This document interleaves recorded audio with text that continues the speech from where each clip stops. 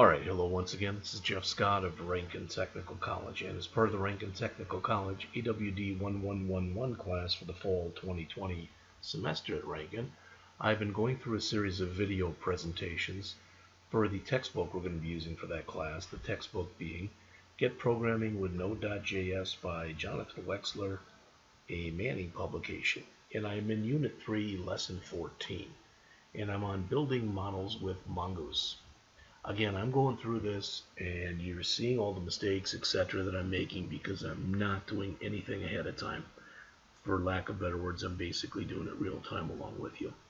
So in the previous chapter, we got up and running with Mongo, as it says, with a database connected to the Node.js app. You're ready to save and load data. In this lesson, you apply a more object-oriented approach to data. First, we install Mongoose, a tool that provides a layer between our application logic and the database.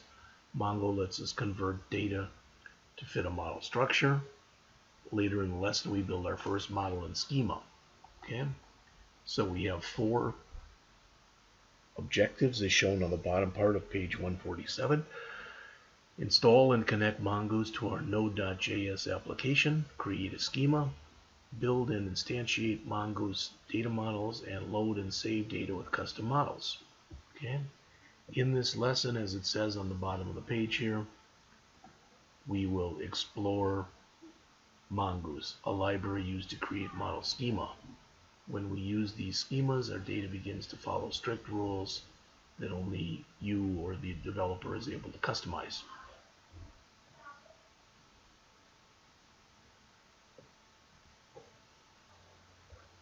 So, as mentioned, we've already experienced Express and seen how it helps us handle our HTTP requests and our HTTP responses.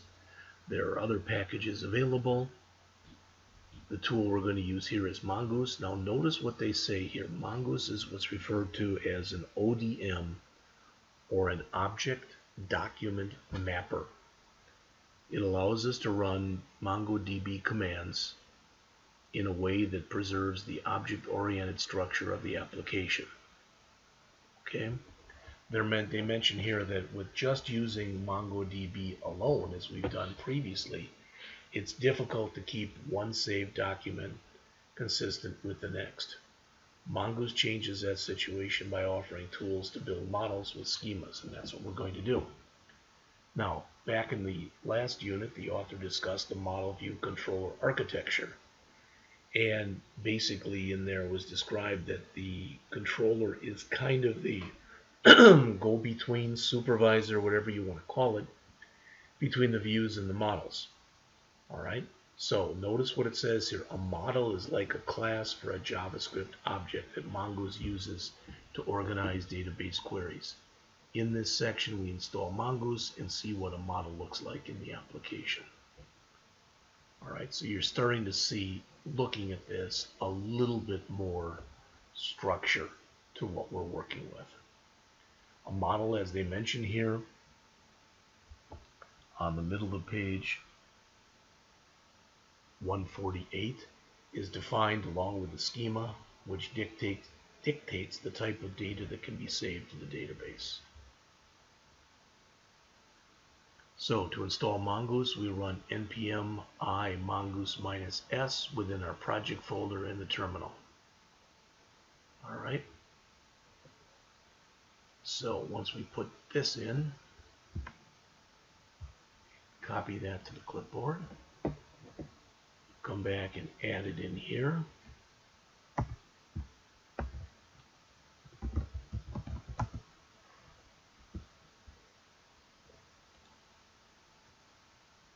There it is. Now previously, and I probably should have checked this first, but I know that previously we had MongoDB in here, we did not have Mongoose. But now notice we have both Mongoose and Mongoose Legacy pluralize in here. Now the author says the next thing that we can do, says we no longer need to require MongoDB at the top of main.js or use any of the Mongo code from lesson 13. Okay, so in other words, all of this code that we put in here is no longer necessary. I'll tell you what I'll do. I'm going to do a file, new, and I'm just going to copy all of that code in there. So now I've got it. So we're going back here. This is our index.js file, and what the author says, that we should do here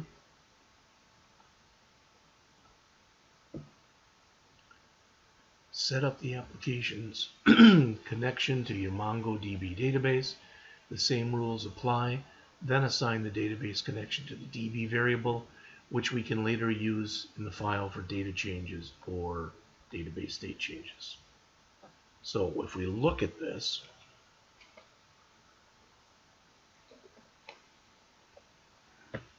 let's just grab all of the stuff that we have in here, and we will paste it in here. All right.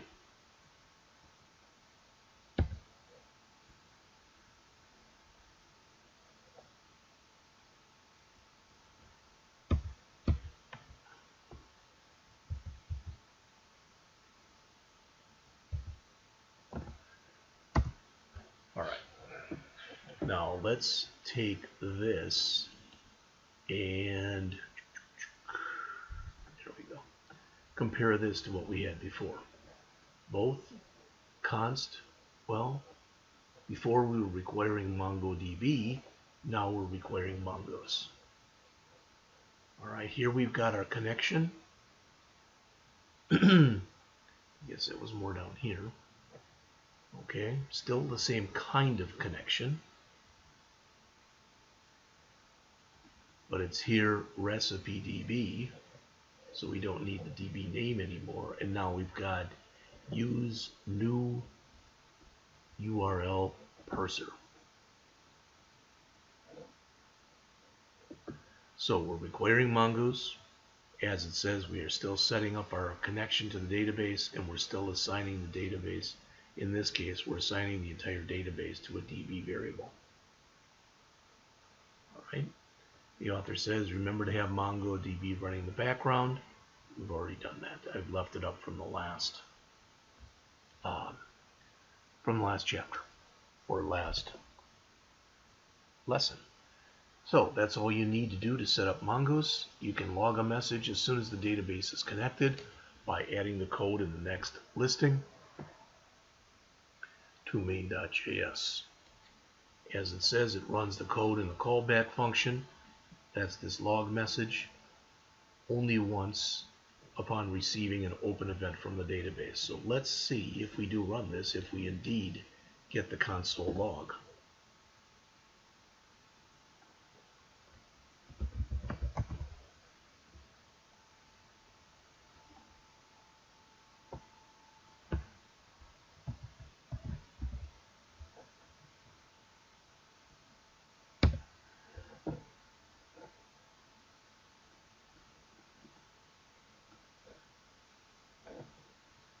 So we will save that. Come back into here and do our node index, and successfully connected to MongoDB using Mongoose, which is the line that we got from right here. All right, that's fantastic. So we've been able to make that connection.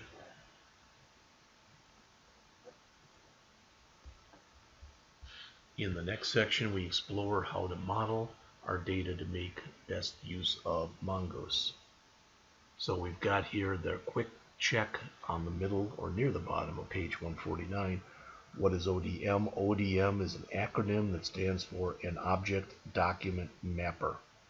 It's the role that Mongoose plays in our application. All right, it makes it easier for us to think purely in terms of objects in the application and not worry about how the data is structured in the database. So let's come in the next section here. Let's check our time. We're doing fine. And let's see if we can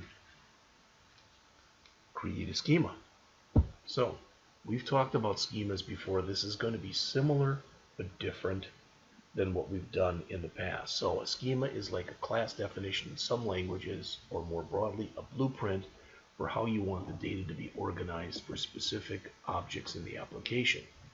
To avoid inconsistent data, where some documents have an email field and others don't, for example, you can create a schema saying that all contact objects need to have an email field saved to the database. So in other words, you're more or less saying it's required. Because you want to add a newsletter subscription form to the database, they want us to create the following schema. It says add the code to main.js. Well, it's in our index.js. All right. So what is it? It's mongoose.schema. As it says, it offers a constructor that allows you to build a schema object with the given parameters. Then add object properties to state the name in the object's field and type. Someone's name can't be a number, for example. So we're saying that we're setting up the schema here, all right, for this subscriber. And we're saying each subscriber must have a name, which is a string, an email, which is a string, and a zip code, which is numeric. All right, now notice the note here underneath. MongoDB isn't enforcing your schema, Mongoose is.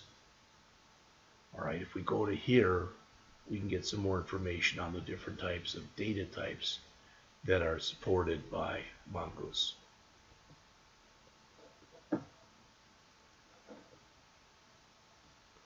So let's grab this. Let's go back to our file here. All right. And here we're going to set up our schema.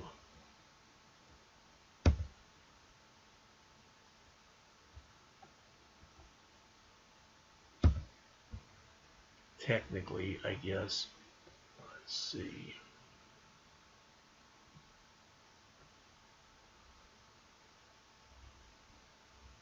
I think we should do this outside of there, to be honest with you.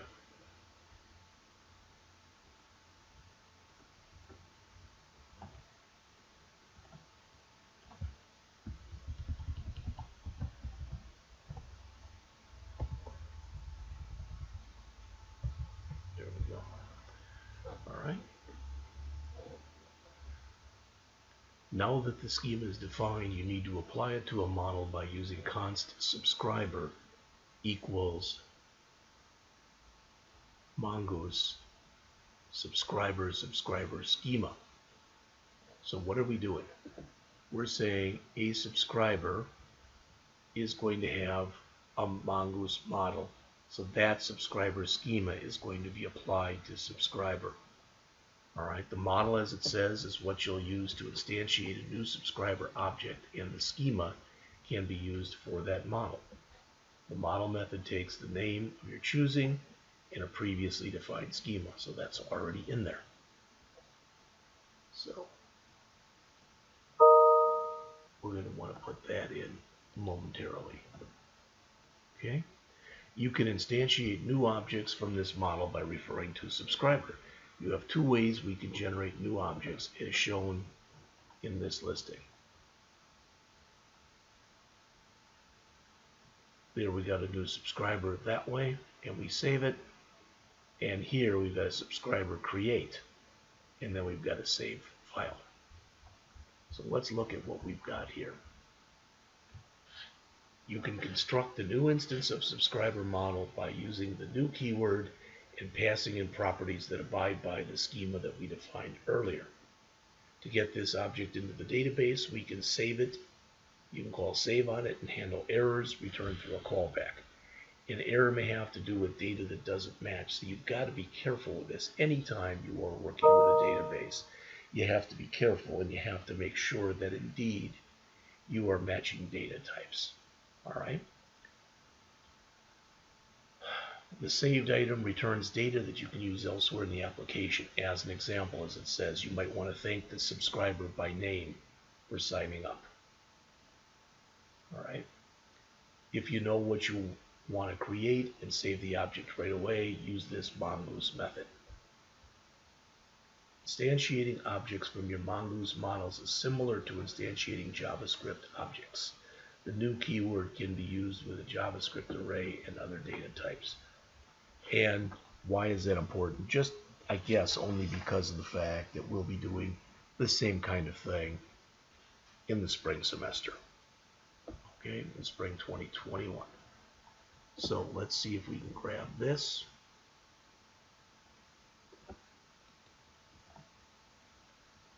And we'll paste that in down here. Pretty it up a tad.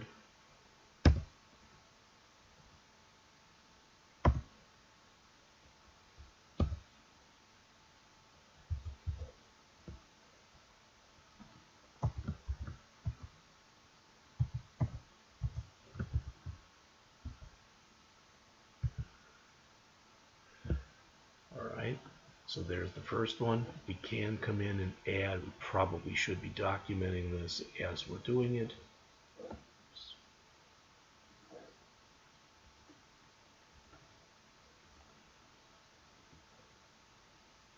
So this is instantiating a new subscriber. That's the instantiation right there.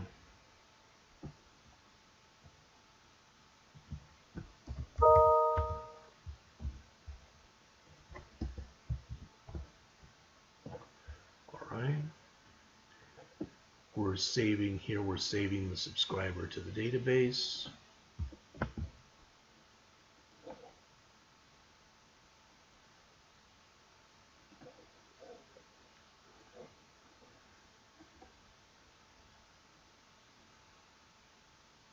So that should be moved up here, but we'll fix that momentarily.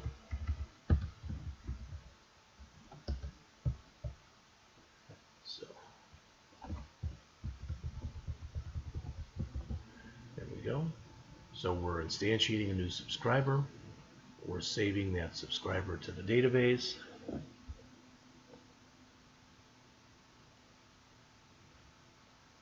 And finally, we pass any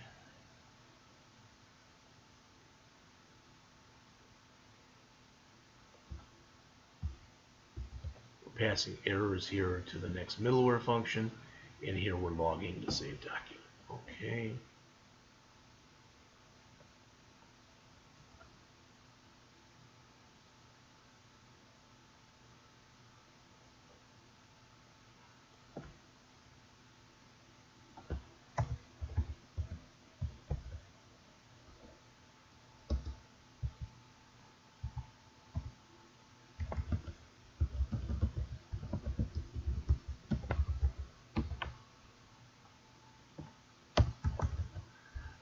Log the saved data.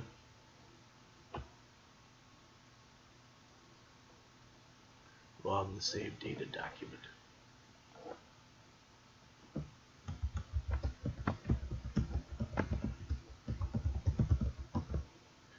Alright, next they show you the other way that this can be done, and that is in here. This was the first way, and this is the second way. As it says, in this way we're creating and saving a subscriber in a single step.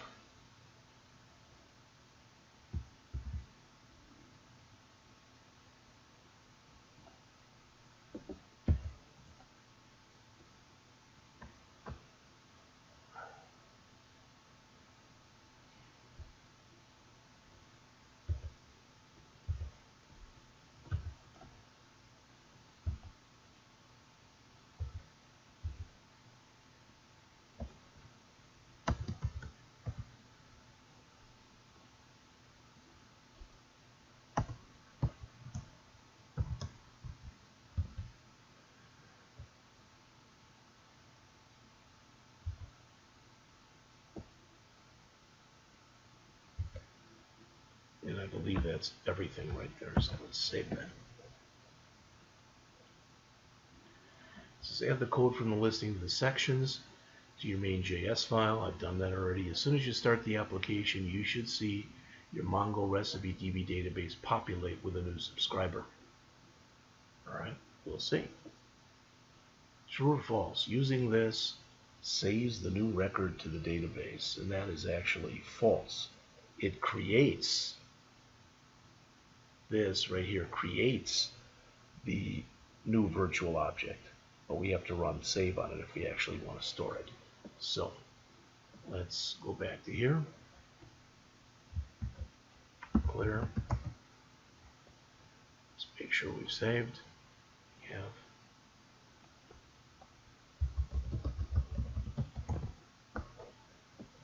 Alright, now we're getting an error that says subscriber is not defined. Subscriber.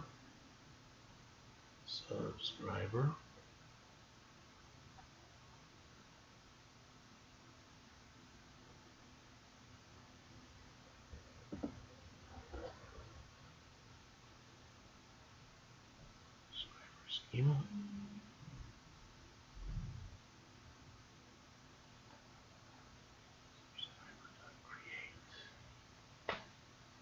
Now, could I be missing something? Of course I could.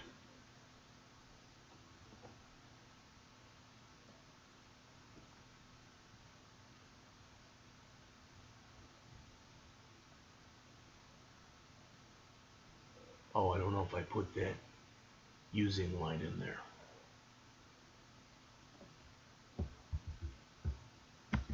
Let's double check.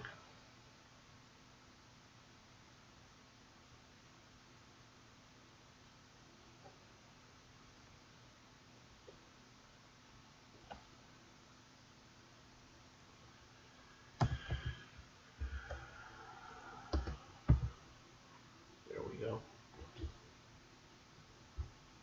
Save that. Let's try to run this again.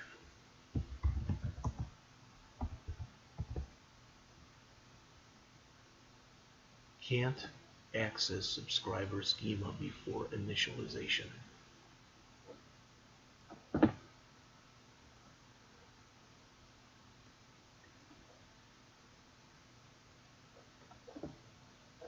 Oh, this line has got to go below that line. That definitely makes a lot of sense.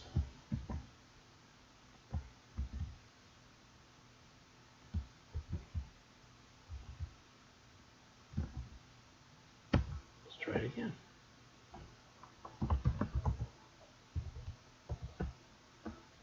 Alright, and it's showing us the new record that has been added. And they actually added twice. Kind of silly, but it's added two different ways, but you'll notice that it has a different ID each time. So let's leave this open,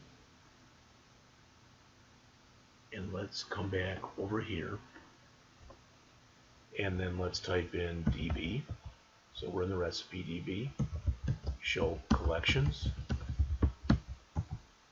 See, it's got context. This doesn't seem like it's really linking up with the other one that's right here.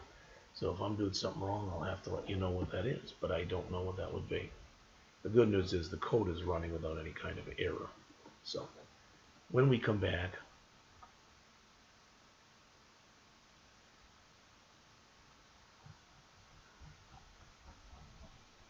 we are going to go through organizing your models, which is section 14.3, starting on the bottom of page 151, and we'll finish up the chapter at that time.